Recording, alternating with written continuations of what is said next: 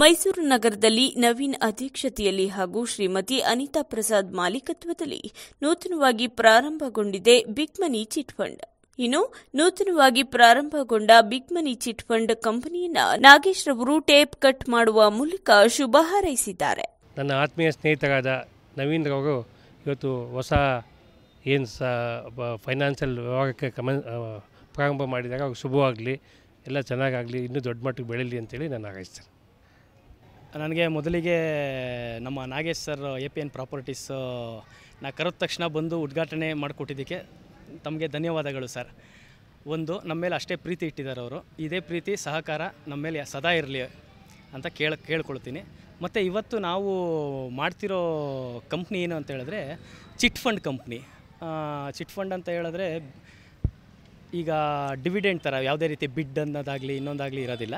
Dividend ಅಂದರೆ ಪಬ್ಲಿಕ್ಗೆ, ಜನಗಳಿಗೆ ಒಳ್ಳೆಯದಾಗೋ ರೀತಿ ನಾವು ಮಾಡಬೇಕು ಅಂತ ಪ್ಲ್ಯಾನ್ ಮಾಡ್ಕೊಂಡು ಮಾಡಿರೋವಂಥದ್ದು. ನಮ್ಮ ಕಂಪ್ನಿ ಹೆಸರು ಬಂದ್ಬಿಟ್ಟು ಬಿಗ್ ಮನಿ ಚಿಟ್ ಫಂಡ್ ಅಂತ. ಈ ಕಂಪ್ನೀಲಿ ಈಗ ನಾವು ತುಂಬ ಜಾಸ್ತಿ ಏನು ನಾವು ಚೀಟಿಗಳು ಮಾಡಲ್ಲ, ಬರೀ ಮಿನಿಮಮ್ ಈಗ 2 ಲ್ಯಾಕ್ 3 ಲ್ಯಾಕ್ 5 ಲ್ಯಾಕ್ ಮಾತ್ರ ಸ್ಟಾರ್ಟ್ ಮಾಡಿದ್ದೀವಿ. ಸೊ ಇವತ್ತಿಂದನೇ ಚಾಲೂ ಆಗಿದೆ, ಅದಕ್ಕೆ ಚಾಲನೆ ಕೊಟ್ಟಿದ್ದಾರೆ ನಮ್ಮ ನಾಗೇಶ್ ಸರು.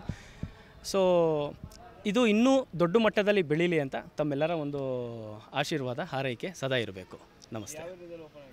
ಇದು ಜಯನಗರ ರಾಮ ಮಂದಿರ ಹತ್ರ SBI ಬ್ಯಾಂಕ್ ಆಪೋಸಿಟ್.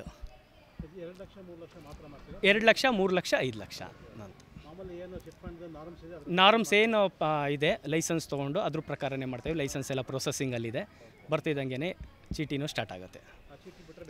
ಬೇರೆ ಏನೂ ಇಲ್ಲ. ನಮ್ಮದು ಕನ್ಸ್ಟ್ರಕ್ಷನು ಮತ್ತು ಇಂಟೀರಿಯರ್ಸ್ ಇದೆ. Inspiring interiors and construction. ನಾವು 2014-15ರಿಂದನೂ ಇಂಟೀರಿಯರ್ಸು ಕನ್ಸ್ಟ್ರಕ್ಷನ್ ಲೈನಲ್ಲಿರೋದು. ಸೊ ಇವತ್ತು ಇದೊಂದು ಎಕ್ಸ್ಟ್ರಾ ಆ್ಯಡ್ ಮಾಡ್ಕೊಂಡಿದ್ದೀವಿ.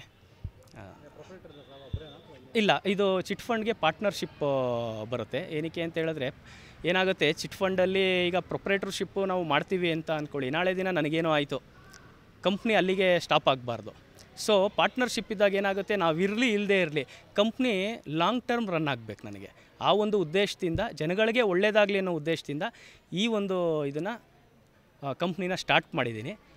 ಇನ್ನೊಂದು ಏನಂತ ಹೇಳಿದ್ರೆ, ಯಾವ ಥರ ಅಂತ ಹೇಳಿದ್ರೆ ನಮ್ಮ ಚಿಟ್ಟಲ್ಲಿ ಬೆನಿಫಿಟ್ಟು, ಈಗ ಫಸ್ಟು ಯಾರು ಚೀಟ್ ತೊಗೋತಾರೆ ಬರೀ ನಾವು 10% ಮಾತ್ರ ಹಿಡ್ದು ಕೊಡೋವಂಥದ್ದು. ಈಗ 2 ಲಕ್ಷಕ್ಕೆ 1,80,000 ಕೊಡ್ತೀವಿ. ಸೊ ಬರೀ 10% ಆಯಿತು. 21 ತಿಂಗಳು ಕಟ್ಟಬೇಕು. 21 ತಿಂಗಳಿಗೆ ಲೆಕ್ಕ ತೊಗೊಂಡ್ರೆ ಬರೀ 0.5% ಬರುತ್ತೆ. ಅಂದರೆ ಬ್ಯಾಂಕಿಗಿಂತ ಕಮ್ಮಿ ಬಡ್ಡಿ ಸಿಕ್ತಂಗೆ ಆಗುತ್ತೆ.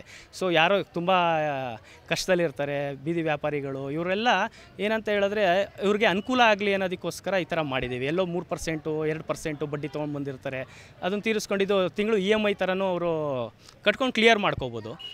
ಈ ಒಂದು ಕನ್ಸರ್ನ್ ಮಾಡಿಕೊಂಡು ಒಳ್ಳೆಯದಾಗಲಿ ಅನ್ನೋದಕ್ಕೋಸ್ಕರ ಮಾಡಿದ್ದೀವಿ. ಎಸ್. ಆಮೇಲೆ ಲಾಸ್ಟಲ್ಲಿ ತೊಗೊಳ್ಳೋರ್ಗೂ ಬೆನಿಫಿಟ್ ಇದೆ. ಏನು ಬೆನಿಫಿಟ್ಟು ಅಂತ ಹೇಳಿದ್ರೆ 1% ರಿಟರ್ನ್ ಅವ್ರಿಗೆ, ಏನು ಅವರು ಹಣ ಹಾಕಿರ್ತಾರೆ ಅದಕ್ಕೆ 1% ರಿಟರ್ನ್ ಥರ ಅವ್ರಿಗೆ ಸಿಗುತ್ತೆ. ಈ ಥರ ಒಂದು ಪ್ಲ್ಯಾನ್ ಇದೆ. ಆಮೇಲೆ ಬೀದಿ ವ್ಯಾಪಾರಿಗಳಿಗೆ ಸ್ಪೆಷಲಾಗಿ ತಿಂಗಳಿಗೆ ಕಟ್ಟಬೇಕು ಅಂದರೆ ಕಷ್ಟ ಆಗುತ್ತೆ. ಈಗ ಒಂದೇ ಸಲ 10,000 15,000 ಕಟ್ಟೋಕ್ಕೆ ಅವ್ರಿಗೆ ಕಷ್ಟ ಆಗುತ್ತೆ. ಅಂಥ ಟೈಮಲ್ಲಿ ನಾವು ಏನು ಮಾಡಿದ್ದೀವಿ ಈಗ ಅಂತ ಹೇಳಿದ್ರೆ, ಅವರು ಡೈಲಿನೂ ಕಟ್ಬೋದು. ನಮಗೆ ಪಿಗ್ನಿ ಟೈಪಲ್ಲಿ ಡೈಲಿ ಕಟ್ಕೊಂಡು ಹೋಗ್ಬೋದು.